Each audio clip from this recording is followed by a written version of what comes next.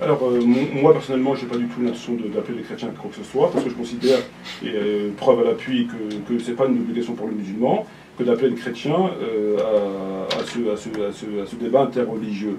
Moi, si je dois appeler les chrétiens, je le ferai conformément à la sourate 9, verset 29, et jusqu'à ce qu'ils paient la jizya en étant humiliés. C'est la règle que nous impose le Coran.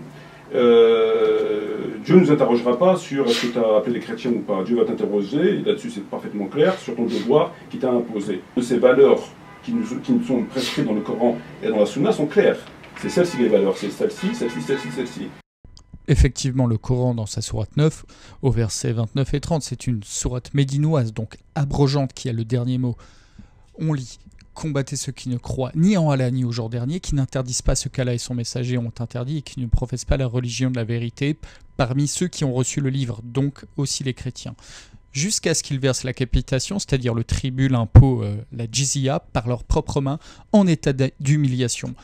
Et le verset suivant ajoute tout de suite qu'Allah doit anéantir les chrétiens qui disent que le Christ est le fils d'Allah. Moi, si je dois appeler les chrétiens, je le ferai conformément à la sourate 9, verset 29, et jusqu'à ce qu'ils paient la jizya en étant humiliés.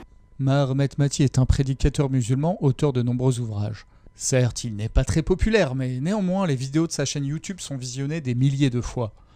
Il faut espérer que les associations traquant les propos incitant la haine tombant sous le coup de la loi, d'habitude, se saisissent de cette affaire. Si nous laissons passer cela, des centaines de Maher Ahmed Mati appelleront demain à humilier les chrétiens. Le problème aussi est qu'il ne fait que citer le Coran, d'où le caractère explosif d'un tel procès s'il avait eu lieu.